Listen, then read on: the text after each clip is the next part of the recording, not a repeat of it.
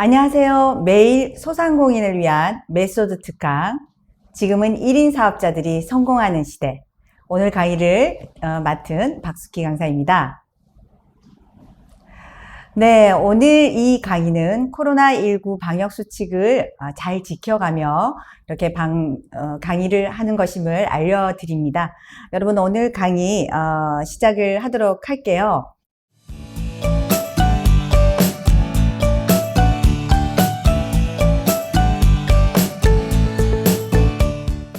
삶은 숙제가 아니라 축제다라는 이런 표현 들어보셨나요? 네, 숙제라고 생각하시고 이 자리에 지금 아마 강의를 실시간으로 또 들으러 오신 분들도 계실 텐데요. 저는 작년 이맘때쯤, 아니죠, 작년 1월 코로나가 이렇게 전 세계를 강타하고 난 이후에 사실 이 문구를 한 16년 정도 교육 현장에서 맨 앞에 PPT 템플릿을 띄웠었는데 사실은 작년 한 몇 달은 이 문구를 사용하지 못했습니다. 왜냐하면 코로나라는 그런 어떤 급박한 상황에서 이 축제라는 이 단어를 표현하기가 되게 송구스러웠던 것 같아요. 아마 오늘 이 지금 강의를 듣고 계시는 1인 사업자 여러분, 사장님들께서도 숙제라고 생각하시고 본인의 삶이나 비즈니스를 이렇게 운영해 나가거나 이런다라면 되게 마음이 팍팍해지실 것 같아요. 그래서 내 삶이, 내 일이, 비즈니스가 축제라는 생각으로 좀 임해 주셨으면 하는 생각에 제가 먼저 강의를 시작하기 전에 이 문구를 한번 띄워 보았습니다. 오늘 메소드 특강, 여러분들과 함께 4가지의 주제를 가지고 이야기를 나누어 볼까 합니다. 첫 번째, 잡 디자인하기. 여러분의 비즈니스를 이미 디자인을 하셔서 여러분들께서 경영을 하고 계시겠지만 새롭게 또 시기도 너무 좋잖아요. 지금 연말이고 내년 2022년에 여러분의 비즈니스를 다시 한번 디자인을 해 보시기를 부탁드리고요. 두 번째, 아웃소싱 네트워크. 그리고 세 번째, 1인 사업가의 브랜딩. 네 번째, 속도가 아닌 방향성. 이 4가지의 어떤 목차를 가지고 이야기를 나누도록 하겠습니다. 여러분, 지금까지 어떤 길을 걸어오셨습니까? 앞으로 어떤 길을 가고 싶으세요? 아마 지금 유튜브로 실시간 송출되고 있어서 또는 이 강의를 또 이렇게 녹화된 어떤 이러닝 형태로 듣는 1인 사업가 사장님들이나 대표님들께서는 아마 연령대가 다 다르실 거예요. 젊은 분도 계시고요. 아마 20대 CEO, 20대 사장님들도 많이 계시고요. 또는 정년퇴직을 하셔서 50대가 훌쩍 넘으신 분, 네, 이제 60을 곧 바라보고 계시는 분이 새로운 일을 시작하시기 위해서 또 이 자리에서 강의를 듣고 계시는 분도 있을 거라고 생각을 합니다. 자, 그렇다면 여러분들의 연령대, 그리고 여러분들이 어떤 하시는 일들, 사는 곳, 다 생각과 가치가 다 다르죠. 그럼에도 불구하고 각자 어떤 길을 가고 싶으신지 한번 여쭤보고 싶고요. 그리고 여러분들이 하시는 사업, 비즈니스도 정말 제대로 안녕하신지 여쭤보고 싶습니다. 뭘 여쭤봐. 사업이 되게 다들 힘드셨죠. 작년과 올해 코로나 상황으로 되게 많이 힘드셨는데 아마 이런 걸 한번 또 생각을 해보시면 어떨까요? 코로나 상황이 아니었다고 하더라도 힘든 사람은 계속 힘들었을 거예요. 그리고 코로나 상황이었다 하더라도 이 상황을 어떻게 바라보느냐에 따라 관점을 다르게 보시고 아마 이 위기를 기회로 삼으신 분들, 성과를 내신 분들도 많이 계시더라고요. 저도 작년 1월에 이제 저는 교육업을 하고 있는데 작년 1월에 코로나가 전 세계를 강타하면서 줄줄이 교육들이 다 취소되고 연기되고 저희 교육업도 어마무시하게 정말 큰 어떤 타격을 받았습니다. 그래서 한 2~3달간은 정말 네, 이런 표현 드리면 좀 그렇지만 손가락을 쪽쪽쪽 빨고 있었는데 시간이 지나면서 변화 관리를 아주 빠르게 한 덕택으로 하반기에는 굉장히 많은 성과를 냈던 것 같아요. 그래서 각자 하시는 일이 어떤지를 한번 디자인을 다시 설계를 해 보시기를 부탁드리는데요. 세상이 너무 많이 변하고 있어요. 몸으로 마음으로 실질적으로 많이 느끼시고 계시죠. 4차 산업혁명이나 인공지능이라는 이런 단어는 이미 벌써 거의 10년이 다 되어 가고요. 작년 1월까지만 해도 이 4차 산업혁명과 인공지능이라는 이런 단어들이 굉장히 핫했습니다. 핫해가지고요. 책에도 서점에 가시면 책뿐만 아니라 뉴스의 기사들도 거의 4차 산업혁명과 인공지능, AI에 대한 그런 이야기들을 계속 하고 있었는데, 코로나가 딱 생기면서 우리가 평소에 들어보지도 못했던 신조어들, 단어들, 비대면, 언택트, 온택트, 이런 단어들이 굉장히 많이 이렇게 우리 귀에, 우리 눈에 보이기 시작했어요. 그러면서 4차 산업혁명이나 인공지능이라는 이 단어가 쏙 들어가 버렸어요. 그런데 여러분, 쏙 들어가 버렸고 내 귀에, 내 눈에 보이지 않는다고 해서 이게 사라진 게 아니라 지금도 4차 산업혁명, AI, 인공지능은 계속해서 진행 중이라는 거 알고 계시죠? 지금 이렇게 실시간으로 라이브로 지금 방송을 하고 있는 것도, 그리고 유튜브로 송출되면서 이런 모든 어떤 그 기능적인 기계나 이런 IT적인 것들은 계속해서 진행이 되고 있습니다. 온라인 비대면 세상이 되었기 때문에 그렇고요. 앞으로는 더더욱 그런 것 같아요. 교육뿐만 아니라 여러분들이 하시는 비즈니스도 이런 어떤 그 시대적인 트렌드와 상황들을 알고 있으셔야만이 각자가 하시는 사업에, 비즈니스에 어떻게 접목할 것인가, 이게 굉장히 중요한 부분이거든요. 그런데 이 줌으로 강의를 하고 그런 어떤 교육적인 부분에서 넘어서서 지금 2021년 올해에 정말 핫한 게 작년부터 시작해서요. 여러분 잘 많이 들어보셨죠? 메타버스라고.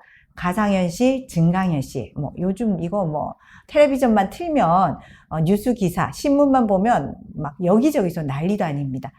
메타버스라는 거 아시죠? 네, 가상의 우주, 초월이라는 이런 단어에 유니버스, 우주라는 이런 단어를 합쳐서 메타버스라고 하는데, 잘 모르시는 분들은 그러시더라고요. 어떤 버스를 타야 돼? 그 무슨 버스야? 라고 얘기를 하시는데, 자, 현실과 가상을 이렇게 융합해서, 예전에는 가상이라고 하면 우리가 실제로 현실하고 완전 동떨어진 개념으로 생각을 했는데, 이제는 그렇지 않다는 거죠. 현실에 있는 이런 것들이 그 가상 세계와 융합되면서 그 세계 안에서, 그 공간 안에서 사회적, 문화적 어떤 네트워크나 그런 어떤 경제적인 성과, 수익 창출이 될 수 있는 그런 세상이 이미 도래했고요. 앞으로 더더욱 발전해서 아마 지금 우리가 인터넷을 누구나 사용하고 누구나 인터넷을 이렇게 활용하듯이 메타버스도 역시 한 5년 이상 정도 지나면 그렇게 되지 않을까 하는 생각을 합니다. 자, 그래서 가장 핫한 게 메타버스라는 거를 좀 기억을 하시면서 여러분들이 본인의 비즈니스 하시는 일을 좀 설계를 하셨으면 좋겠고요. 그리고 일하는 패러다임도 많이 바뀌었죠. 비대면 세상이 되면서 일하는 공간 바뀌고 있고요. 사무실에서만 일을 하는 건 아니잖아요. 네트워크만 되면 어디서든지 작업이 가능한 시대가 됐습니다. 그렇죠? 가상현실 환경에서도 여러분 아까 말씀드린 메타버스 안에 나만의 공간을 만드실 수 있어요. 나만의 게더타운이라는 이런 데서도 나만의 공간, 나의 오피스, 현실에서 나의 오피스를 구하기는 너무 쉽지 않죠. 세가 너무 비싸잖아요. 임대비도 너무 비싸고. 그런데 그 공간 안에서는 나의 오피스를 이렇게 만들고 여러분들이 이렇게 설계할 수가 있다라는 겁니다. 그런 가상현실 속에서도 수익 창출이 될 수 있다는 거. 사무실의 개념이 바뀌고 있습니다. 그래서 실제로 그런 어떤 가상 공간 안에서 수익을 내고 있는 그런 어떤 분들도, 크리에이터들도 많이 계시고요. 그리고 두 번째는 일하는 인력이 바뀌고 있어요. 그죠? 인력이 너무나 다양해지고 있습니다. 실제로 여러분들이 아시는 기성세대인 베이비 부모 세대나 민주화 운동을 일으켰던 386 세대들, 베이비 부모 세대들은 이미 좀 퇴직을 하셨죠. 그런데 이제 회사 안에서 아직까지는 386 세대도 아주 최고 경영자 분들로 좀 남아 있고요. 그리고 뭐 여러분 흔히 아시는 부장님, 차장님, 팀장님 이런 분들이 X세대인 거죠. 그런 X세대와 이제 갓 10대를 넘어선 우리 친구들, 밀레니얼을 기점으로 한 그런 MZ세대들이 직장에서 같이 공존하고 있다는 겁니다. 그리고 이제 뭐 인공지능도 AI도 유능한 인력 중에 한 사람이죠. 왜냐하면 그 인공지능, 우리 인간은요 24시간 풀로 일을 할 수가 없어요. 네, 그쵸. 그런데 인공지능은 세팅만 잘 해놓으시면 사실 24시간 풀로도 일을 할 수 있는, 그리고 정말 거짓말을 하지 않는 그런 어떤 유능한 인력이 바로 인공지능이라는 거. 그리고 세 번째가 여러분 패러다임 중에 하나가 일하는 방식도 바뀌고 있어요. 너무나 다양해지고 있죠. 그래서 고정적으로 예전에는 9시 출근하면 6시에 퇴근하고 그랬던 것들을 지금은 어떻게 유연성 있게 어떤 출퇴근 시간도 조절할 수 있게 아주 유연적으로 탄력적으로 운영하고 있는 회사들도 많고요. 비대면 세상이 되면서 사실은 재택근무를 하시는 그런 업종들, 그런 회사들, 공무원 단체도 마찬가지입니다. 그런 곳이 꽤 많이 있고요. 사실은 재택근무하면서 되게 어떤 생산성이나 성과가 떨어질 줄 알았는데 그게 떨어지지 않고요. 오히려 더 성과가 향상되더라는 그런 어떤 시뮬레이션들이 포트폴리오가 많이 생겼어요. 작년과 올해 2년 사이에. 그래서 이런 어떤 우리가 일을 할 수 있는 패러다임이 바뀌고 있다는 거. 세상이 급변하고 있고 일을 함에 있어서도 이런 것들이 바뀌고 있다는 것을 좀 감안하셔서 각자가 하시는 비즈니스에 그렇다면 우리는 어떻게 접목할 것인가 라는 생각을 하셔야 될 것 같아요. 네. 자, 여기 달걀이 있습니다. 여러분께서 오늘 계란을 가지고요. 점심 식사를 이제 하는데 반찬 중에 하나인 계란 후라이를 하려고 해요. 계란 후라이, 노른자를 살려서 노른자 동동동 띄워서 계란 후라이를 맛있게 하려고 하는 게 이제 점심의 어떤 그 반찬의 목표입니다. 그런데 이 계란을 잘못해서 막 그냥 노른자가 이렇게 살리지를 못하고 죽어버렸어요. 또는 계란을 후라이팬에 이렇게 탁 깨뜨리다가 잘못해서 막 옆으로 다 가스레인지 위로 막 흐르고 그리고 막 계란을 잘못 깨뜨리고 이랬어요. 자, 그렇다면 여러분들은 어떻게 하시겠습니까? 나는 그럼 뭐 계란 후라이를 노른자 살려서 다시 할 거다 라고 생각하시는 분도 계실 거고, 또는 뭐 다른 방법으로 여러분 그냥 안 먹을래 라고 하시는 분도 계시겠죠. 예, 한번 올려주시면 감사하겠어요. 네. 네, 강사가 이렇게 그 유튜브로 이렇게 송출되거나 실시간 할 때 이런 어떤 채팅창으로 소통이 되면 참 좋은데 그게 안 되면 어쩔 수가 없는 거죠. 자, 만약에 계란 후라이를 이렇게 노른자를 못 살렸다. 어떤 사람은 그래도 나는 오늘 계란 후라이를 해 먹을래. 노른자를 살려서. 라고 하시는 분도 계실 거고요. 또는 아니야. 그냥 계란 후라이는 오늘 그만 먹고 다음에 먹고 오늘은 계란말이 또는 계란찜 이렇게 목표를 수정하실 수 있겠죠. 또 어떤 사람은 다음에 그냥 메추리 알을 삶아서 저기 우리 소고기 장조림 한번 해봐야 되겠어. 계란을 삶아서 소고기 장조림. 사실은 이 계란을 삶아서 소고기 장조림을 한다는 거는 굉장히 난이도가 높은 겁니다. 그죠? 난이도가 높아서 사실 금방 할 수는 없어요. 제가 왜 이 이야기를 해드리느냐면요. 우리가 사실은 내년의 비전, 내년의 목표, 사업에 대한 비즈니스에 대한 비전, 목표들을 세우실 때 여러분들이 그 목표는 주위의 상황과 환경에 의해서 목표가 수정이 되는 경우도 있습니다. 코로나가 그랬잖아요. 2019년 연말에 2020년에 대한 목표를 다 세우셨을 텐데 생각지도 못한 코로나가 2020년 1월에 설날이 지나고 딱 생겼어요. 그러면서 모든 개인과 모든 기업이 어떤 환경과 상황에 의해서 본인이 생각했던 비즈니스에 대해서 다 수정하시고 바꾸시고 하는 변화를 해야 될 그런 어떤 상황들이 왔다라는 거죠. 그래서 목표를 세우시고 나면요, 그 목표를 상황과 환경에 의해서 바꾸실 수도 있는 겁니다. 그게 주위의 어떤 상황과 타의적인 어떤 상황일 수도 있고요, 개인적인 어떤 상황이 될 수도 있다라는 겁니다. 물론 이 5번째, 이 메추리알 장조림은 같이 이런 어떤 목표를 세웠다라면 좀 더 심오하게 깊게 공부하시고 뭔가 비즈니스도 일을 하셔야 되겠지요. 네. 자, 이럴 때 이제 비즈니스 가치를 어디에 둘 것인가, 이런 상황에서 어떻게 둘 것인가를 한번 생각을 하시고요. 선택과 집중을 하셔야 될 것 같아요. 사실 선택을 하실 때도 지금 뭐 IT적인 이런 부분들은 너무나 많이 내가 하고 있는 비즈니스가 그래도 이게 뭐 IT와 기술 쪽이 아니다라면 여러분들이 그렇게 속도에 민감하실 필요는 없는 것 같고요.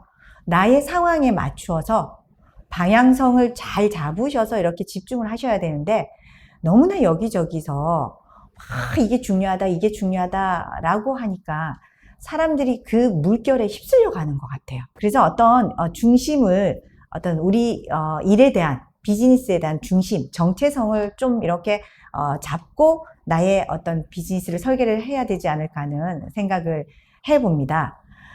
엘빈 토플러 잘 아시죠, 여러분? 2016년에 돌아가셨는데 이분이 뭐라고 했냐면요, 21세기의 문맹자는 읽고 쓸 줄 모르는 사람이 아니라 학습하지 않고 폐기학습하지 않고 재학습하는 능력이 없는 사람이다 라고 얘기를 했어요. 이게 무슨 말이냐면요, 지금 세상이 이렇게 급변하고 있고 눈만 뜨면 코 베어가는 세상이 아니라 눈 뜨기도 전에 코가 잘려나가는 세상에서 우리는 살고 있는 것 같아요. 이렇게 많이 급변하고 속도가 이렇게 빠르게 변하고 있는 세상에 1인 사업가라고 하더라도 내 비즈니스를 잘 경영하시고 운영하시기 위해서는 반드시 배우고 학습하고 트렌드를 알고 익히셔야 된다는 거죠. 공부하셔야 되는 거죠. 예. 그리고 폐기학습을 하셔야 됩니다. 폐기경영이라는 거 들어보셨나요? 이분도 이 엘빈 토플러 말고요, 피터 드러커 박사라고 경영학의 아버지라는 분이 계시는데요. 이분도 돌아가셨어요. 이분은 기업을 경영함에 있어서 가장 중요한 것은 폐기 경영이다 라고 얘기했어요. 그게 무슨 말이냐면, 뭔가 버려야 될 것들이 있다라면 과감하게 잘라내고 과감하게 버려야만이 새로운 것이 들어올 수 있는 그런 공간들이 확보된다라는 겁니다. 저는 그 주위에서 1인 기업, 1인 사업을 하시는 분들을 되게 많이 만나 뵈는 일이 많은데요. 물론 이제 큰 기업에, 대기업에도 강의를 나가고 교육을 하고 있지만, 근데 사실 1인 사업가님들의 어떤 기본적인 마인드 중에는 이런 분들도 좀 많이 계세요. 그렇지 않은 분들도 계시지만 혼자서 하시다 보니까, 혼자서 이렇게 사업을 운영하시다 보니 사업자를 내고도 본인의 회사의 어떤 비전이나 사명, 비전, 그 비전은 반드시 깊이 있고 이루고야 말겠다는 게 비전이거든요. 근데 그 비전이 있어야만 2022년도에 비전이 있어야만 2022년도에 그 구체적인 어떤 이루고자 하는 목표가 나옵니다. 근데 그런 것들이 전혀 없이 그냥 닥쳐서 일을 하시는 1인 기업 운영하시는 분들, 1인 기업 사업가들이 많이 계시더라는 거죠. 그래서 내가 혼자서 사업을 운영하지만, 여러분 지금 들으시는 분들 곰곰이 좀 생각을 해 보셨으면 좋겠습니다. 혼자서 사업을 운영하고 있지만 내가 운영하는 이 회사의 사명, 회사의 철학이죠. 철학을 딱 이렇게 정해 놓으시고요. 그리고 그 사명 아래 해마다 5년 비전, 10년 비전을 세우시거나, 또는 그 5년 비전 아래에 해마다 2022년의 비전, 반드시 이루어야 되는 게 비전입니다. 그 비전을, 꿈을 시각화하는 게 비전이거든요, 여러분. 그래서 그 비전 아래 구체적인 석 달을 이렇게 주기로 나누세요. 1, 4분기, 2, 4분기, 3, 4분기, 4, 4분기. 이렇게 나누셔서 그걸 석 달 이렇게 이룰 수 있는 구체적인 목표들을 정하셔서 글로 쓰시면서 이렇게 딱 붙여 놓으세요. 네, 회사에다가. 또는 뭐 회사가 없으면 사무실이 없다라면 집에다가 내 책상에다 수첩에다가 딱 붙여 놓으시는 거죠. 그렇게 하시고 폐기할 거는 폐기하시고 받아들일 거는 또 받아들이셔서 이렇게 사업을 운영하셔야 된다고 생각을 합니다. 재학습하는 능력이 없는 사람이 21세기의 문맹자라고 이야기를 했습니다. 자, 그래서 비즈니스 설계 시스템이 있는데요. 아라다 과정이라고 해서 의식 단계, awareness라고 하죠. 자기 탐색하시고요. 특히 1인이 기업이기 때문에 본인을 브랜딩 시키는 작업을 하시면서 본인의 상품을 브랜딩 시키셔야 되고요. 자기 탐색하시고 그리고 여러분들이 지금 하고 있으신 사업도 다시 한 번 더 탐색을 하세요. 지금 올해 2021년 11월, 12월이잖아요. 지금부터 한 달 반 정도 남았어요. 이 한 달 반 정도 2022년 사업 계획을 세우셔야 돼요. 모든 기업과 대기업도 마찬가지입니다. 모든 기업과 공공기관, 관공서에는요. 10월 달과 11월 달에 그 다음 해의 사업계획서를 엄청 열심히 작성을 해요. 사업계획서를 써서 국가에다 제출을 하고 그 사업계획서가 통과가 되고 나면 정부에서 지원을 받거든요. 근데 이제 1인 기업을 운영하시는 분들은 이런 사업계획서를 쓰시는 분들도 많이 계시겠죠. 많이 계시는데 그렇지 않은 분들도 되게 많이 계시더라고요. 그래서 사업계획서 본인이 쓰시고 이렇게 자기 탐색을 하셔야 될 것 같고요. 그리고 두 번째가 연구하고 그것들을 이제 개발하는 단계입니다. Research, Development. 세 번째가 실행 단계입니다. 액션이라고 해서 본인의 상품이나 본인의 어떤 브랜딩, 내 사업에 대한 이런 것들을 액션을 취하셔야 되는 거죠. 앞글자 약자를 따서요. 아라다 과정이라고 합니다.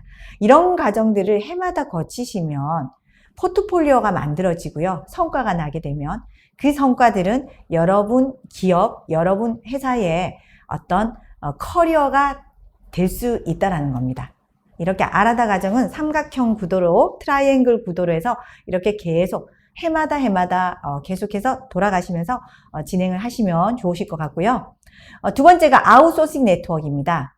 1인 사업자 분들은 혼자이기 때문에 사실은 그 직원이 없잖아요. 고정비 들어가는 직원이, 물론 뭐 간혹 직원을 쓰시는 분들도 계시던데요.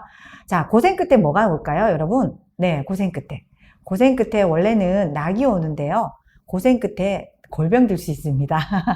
그래서 이제는 고생을 하시려고 하면 24시간 계속 열심히 일만 하시면 안 돼요. 일만 하시는 것보다 어떻게 일을 할 것인가에 대한 전략, 목표, 비전 이런 것들 세우셔서 로드맵을 만드셔서 일을 하셔야만이 그냥 몸을 이렇게 바쳐서 24시간 뭐 하루 종일 일했어. 나만큼 일 열심히 하는 사람 없어. 이런 사람들, 네, 성과 낼 수 없어요. 똑같은 어떤 A라는 사람과 B라는 사람이 일을 하신다라면, 네, 죽자사자 그냥 시간만 이렇게 채워서 일을 하시는 분은 옛날 말이에요. 지금은 그렇지 않습니다. 반드시 전략을 세우셔야 되죠. 그렇지 않으면 골병듭니다. 자, 이게 바로 패러다임이죠.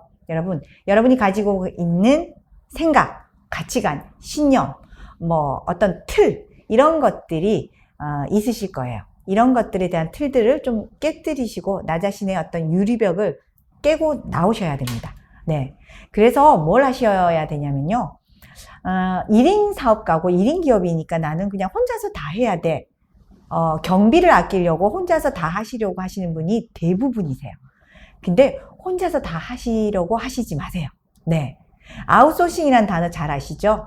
네, 아웃소싱은 본인 회사에서 해야 될 일 중에 일부를 떼내서 그런 어떤 경영 효과나 효율성 면에서 그 어떤 성과를 극대화하기 위해서 제3자에게 이 파트는 이렇게 위탁을 하는 거예요. 맡기는 거예요. 예를 들면 그 어떤 그 유통업을 한다. 유통업을 하는데 그 1인 기업이신 분들 중에 유통업을 한다고 해서 초창기에는 정말 혼자서 기획부터 마케팅, 영업, 배달, 배송 모든 거를 혼자 하시는 분이 계십니다. 근데 우리가 인공지능이 아니고요. 사람이기 때문에 혼자서 일을 이렇게 해낼 수 있는 양이 정해져 있어요. 그러면 그 일이 나중에 커질 수 있느냐? 커지기가 힘들어요. 인건비는 나가지 않지만 일의 어떤 확장성을 위해서는 조금 더 전문 분야인, 내가 더 잘하는 거는 본인이 하시고요. 그렇지 않은 분야는 시간이나 이런 면에서도 훨씬 더 비효율적입니다. 그래서 적은 돈을 들여서라도 아웃소싱해서 위탁을 하셔야 되는 거죠. 네. 자, 아웃소싱을 잘 하셔서요, 성공한 사례가 있습니다. 한번 알려드릴게요. 좀 전에 말씀드린 유통업체 사장님이셨는데요. 1인 기업으로 시작하셨어요. 혼자서 배달하시고, 이 기획부터 시작해서 전단지 제작부터, 그 SNS 영업까지 혼자서 다 하셨는데, 시간이 지나니까, 회사에 일거리가 많이 들어오면서 혼자서 일을 쳐낼 수가 없었어요. 그래서 어떻게 했냐면, 아르바이트생을 시간제로 이렇게 활용하기 시작을 했고요. 그리고 본인이 하시던 어떤 그 마케팅 부분을 그 마케팅만 전문적으로 하시는 분께 개인적으로 하시는 분들, 요즘 재능 마켓도 많잖아요. 공유 마켓, 크몽이나 타린 같은 그런 공유 마켓도 많아서 그쪽에 검색을 해보시면 어떤 분야별로 조금은 그렇게 전문가들을 좀 모실 수가 있어요. 그래서 그렇게 하면서 이제 마케팅 부분은 다른 분에게 좀 맡기셨고, 그러면서 일거리가 더 많아지는 거예요. 그래서 아르바이트로 하시던 분을 사실은 이제 회사로 영입을 했고요.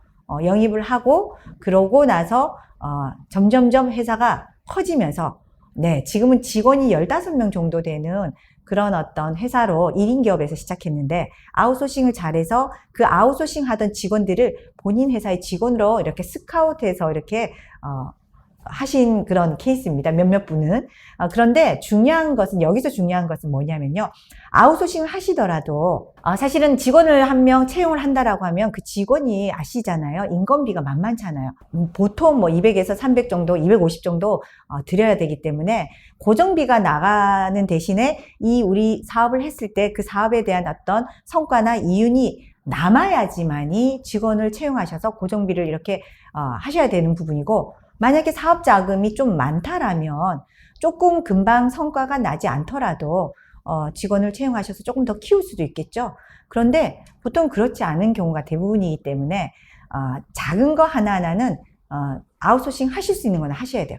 30만 원 주고 다른 사람에게 맡겨서 더 잘 된다라면 300만 원, 아니 3천만 원의 성과를 낼 거라는 생각으로 전문가에게 그 부분은, 그 어떤 콘텐츠는 전문가에게 맡기셔도 될 것 같다는 생각을 합니다.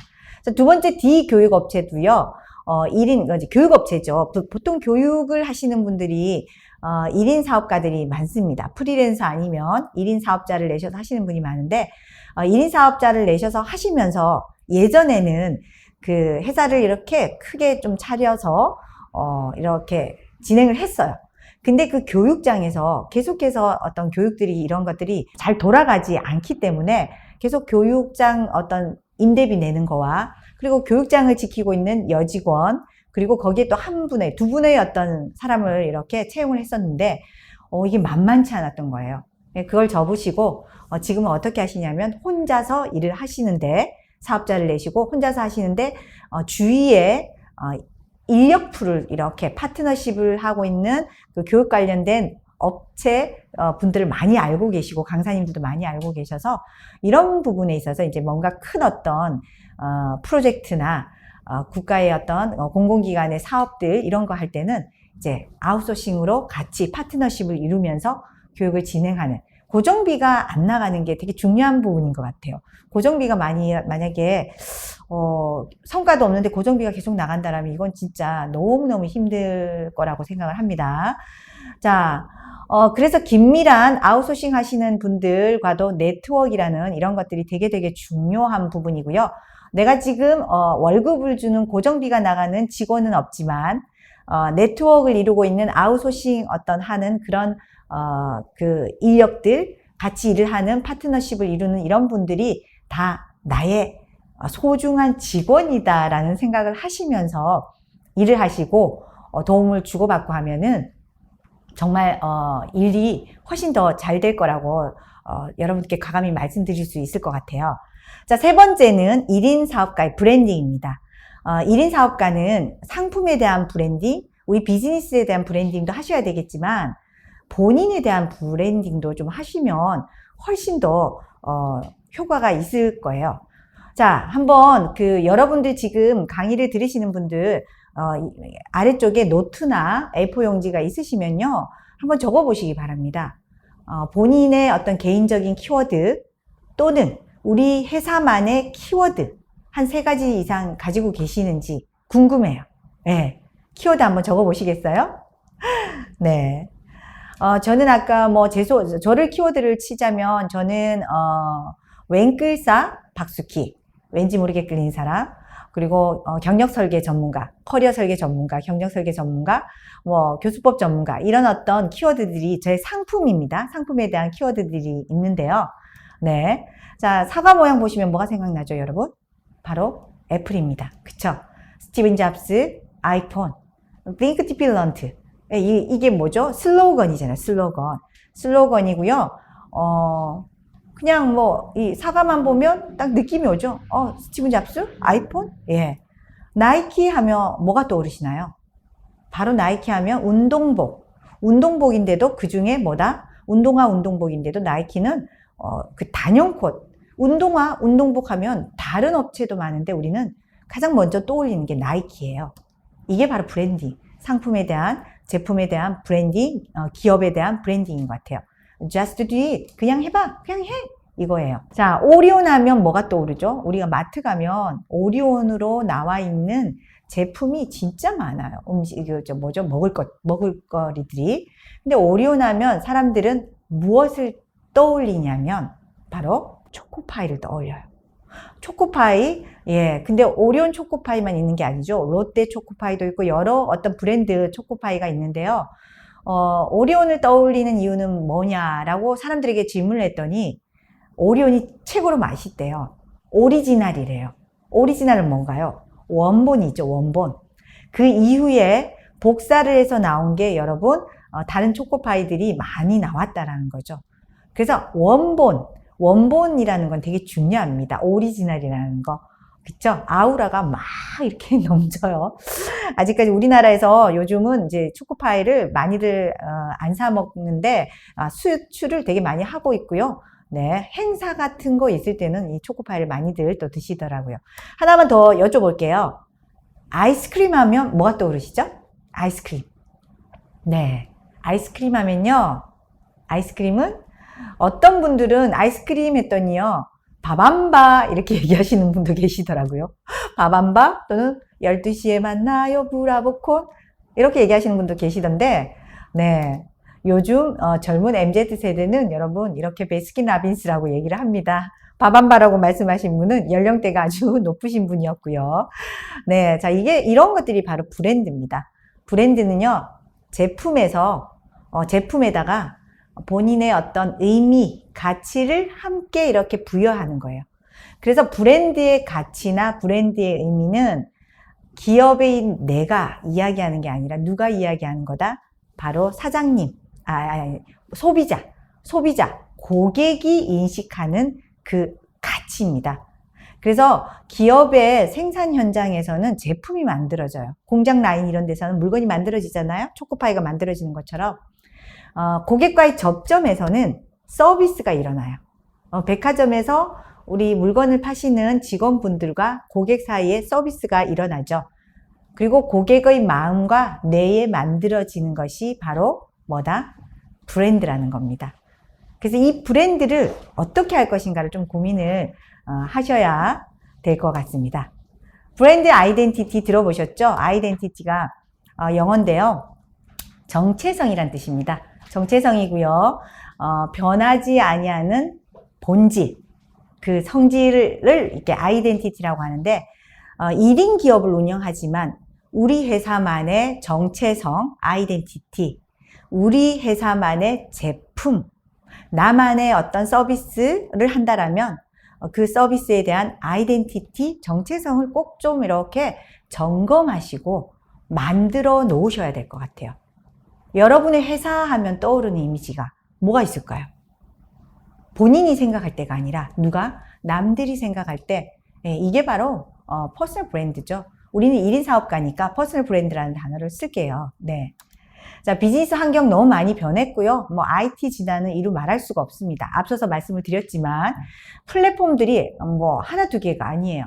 유튜브뿐만 아니라 뭐 블로그, 뭐 여러 플랫폼들이 있어가지고요. 이제 앞으로는 뭐 인터넷뿐만 아니라 메타버스까지 이제 같이 또 한 몫을 할 것 같아요. 그러다 보니 비즈니스 트렌드도 너무 많이 변했고요. 수익 모델도, 비즈니스 수익 모델들도 아주 많이 바뀌고 있습니다. 네, 바뀌고 있기 때문에 우리 1인 기업 중에 뭐 스마트 스토어를 운영하시거나 이런 분들은 특히나 이런 어떤 세상의 트렌드에 민감하게 받아들이셔야 되고요. IT나 기능적인 부분의 사업을 하시는 분들은 속도전입니다. 속도를 좀 빠르게 그 트렌드를 익혀 나가셔야 되지 않을까 하는 생각이 들고요. 퍼스널 브랜딩, 여러분의 브랜딩은 선택이 아닌 이제는 필수의 시대가 되었다라는 거 꼭 기억하시기 바랍니다. 자, O2O라고 들어보셨나요? 네, 온라인 투 오프라인.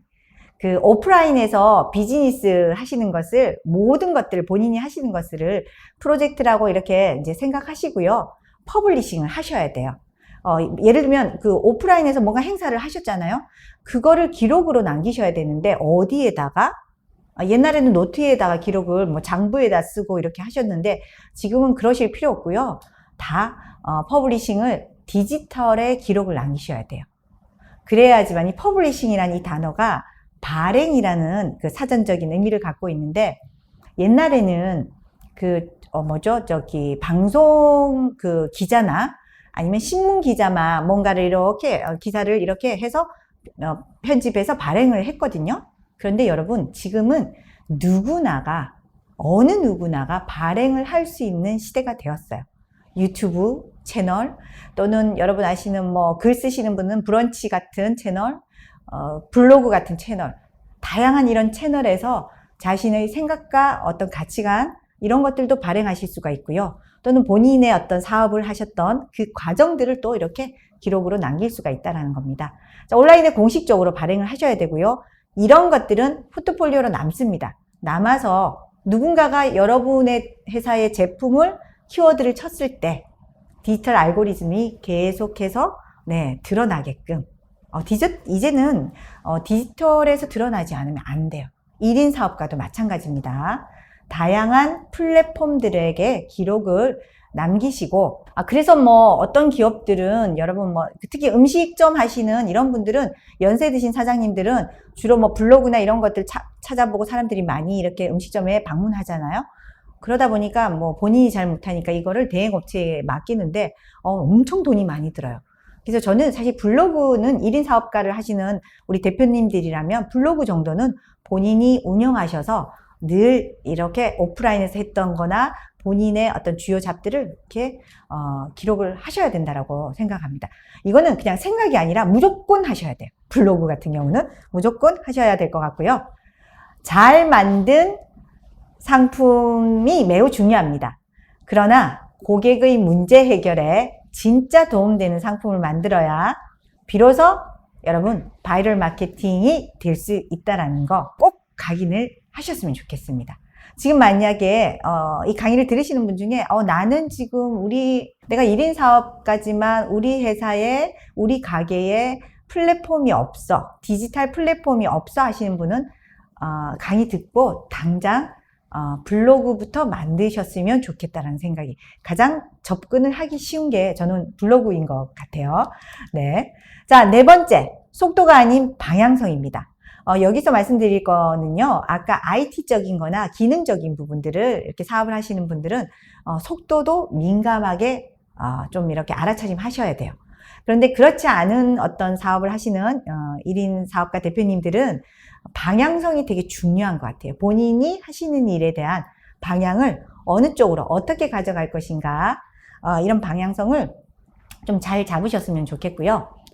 요즘 가장 많이 생각하는 것이 무엇인지 한번 여쭤보고 싶어요. 예. 아마 다들 어떻게 하면 잘 먹고 살 수 있을까? 어떻게 하면 우리 회사가, 내가 운영하고 있는 비즈니스가 좀 더 잘 될 수 있을까 이런 생각 많이들 하시죠. 저도 마찬가지거든요. 저도 마찬가지고 요즘 뭐 이렇게 바뀌고 있는 트렌드에 적응하기 위해서 열심히 공부하다 보니 머리가 다 빠질 지경이에요. 여러분. 자, 그럼에도 불구하고 변하지 않는 핵심은 무엇일까요? 네. 바로 우리는 사람들이 너무 두려운 거죠. 네. 눈만 뜨면 코 베어가는 세상인데 뭔가를 새롭게 도전하고 싶은데도 그럼에도 불구하고 도전했을 때 이 시간과 노력과 돈, 특히 돈이 들어가는 도전도 많지 않습니까? 그 돈이 들어가는 도전은 정말 확실하지 않으면 그 돈을 투자하기가 쉽지 않아요. 이런 어떤 두려움과 불확실성 때문에 우리는 되게 멈칫멈칫한다라는 거죠. 하지만 여러분, 쇠고랑을 찰 만한 어떤 그런 거라든지 아니면 어마무시한 그런 큰 돈이라면은 정말 조심을 해야 되겠지만 그렇지 않다라면 한 번쯤은 도전해 보시라고 말씀드리고 싶어요. 네, 변화의 세 가지 유형이 있습니다. 변화하기를 죽기보다 싫어하는 사람이 있고요. 변화를 뒤따라가는 사람이 있어요. 그리고 변화를 기회로 삼는 사람이 있습니다. 여러분은 1번, 2번, 3번 중에 어느 부분에 해당이 되시나요? 저는 3번 변화를 기회로 삼는 사람이라고 저 스스로 생각하고 있고요. 작년 1월 이후로 한 서너 달 매출이 하나도 없다가 열심히 변화 관리해서 컴퓨터 공부하고 IT 공부하고 이렇게 하면서 하반기에 저희 회사가 되게 많이 성과를 냈다라고 말씀을 드렸죠. 지금도 저는 메타버스 공부를 아주 열심히 하고 있습니다. 저는 10대, 20대 아니에요. 아주 나이가 많은 사람임에도 불구하고 제페토, 게더타운 이런 것들 다 공부해서 내년 사업 계획서를 지금 다 이렇게 제안을 해놓은 상태입니다. 똥손인 저도 하는데 우리 이 강의를 들으시는 젊은 또는 연세 드신 1인 사업가 여러분들은 충분히 하실 수 있을 거라고 믿어 의심치 않습니다. 자, 중요한 것은 속도가 아니라 방향입니다, 여러분. 네. 방향이 잘못됐으면요, 속도는 의미가 없어요. 네. 아까 IT적인 거는 속도도 중요하다라고 말씀을 드렸고요. 천천히 가더라도 방향이 맞다라면 오케이입니다. 방향이 설정되지 않으면요, 열심히 뛰어갔는데 이게 아니네? 하고 다시 돌아와야 되는 경우가 있어요. 그래서 항상 설계하실 때, 잡 디자인 하실 때, 설계하실 때 방향성, 정체성 이런 것들을 곰곰이 생각하시고 사명, 비전, 목표 꼭 글로 쓰시고 계획을 세우셨으면 좋겠습니다. 자, 급변하는 세상 나는 어떻게 대처하고 있는가? 히켄드 시켄드 와이 남미라고 우리 실리콘밸리의 작은 거인인 김태현 회장님이 캔두 정신 말씀하셨어요. 이분은 외모 한번 인터넷 쳐보시면 아주 특이합니다. 이분이 히켄드 시켄드 와이 남미 그도 하고 그녀도 하는데 왜 내가 안 돼? 저는 우리나라 사람인데요. 1월 1일 정월 초하룻날 태어나서 할아버지하고 부모님께 되게 약간 학대받았어요. 그리고 미국으로 이민 가서 실리콘밸리에서 그 작은 모습으로 자기를 알리기 위해서 외모를 아주 특이하게 꾸미고 늘 이렇게 나섰던 거예요. 그렇지 않으면 아주 작은 이 동양의 여성을 아무도 알아주지 않았다라고 이야기를 하시더라고요. 그리고 뭐든지 밥을 먹을 수 있고 글을 쓸 수 있고 걸어 다닐 수 있고 뭔가를 할 수 있다. 두 손 두 발이 있다라면 뭐든지 할 수 있다라고 이야기하시는 분입니다. 그래서 굉장히 존경하는 분이고요. 저도 사업을 하면서 일을 하면서 힘들 때마다 he can do, she can do, why not me? 그도 하고 그냥 누구나 다 하는데 왜 내가 안 돼? 나도 할 수 있어. 라는 것을 늘 입으로 외치곤 합니다. 자, 여러분들도 he can do, she can do, why not me? 발음은 좀 안 좋지만 꼭 이런 거를 여러분의 어떤 캔두 정신 이라고 슬로건이라고 생각하시고 외치면서 여러분 비즈니스를 하셨으면 좋겠습니다. 자, 메소드 특강 오늘 강의 여기까지였습니다. 여러분 혹시 질문이 있으신 분은 질문을 적어주시고요. 네, 질문이 없으시면 여러분 완벽한 강의라고 생각하고 오늘 메소드 특강 여기서 마치도록 하겠습니다. 오늘 강의 끝까지 들어주신 여러분들께 진심으로 감사드리고요. 여러분의 성공을 기원하겠습니다. 고맙습니다.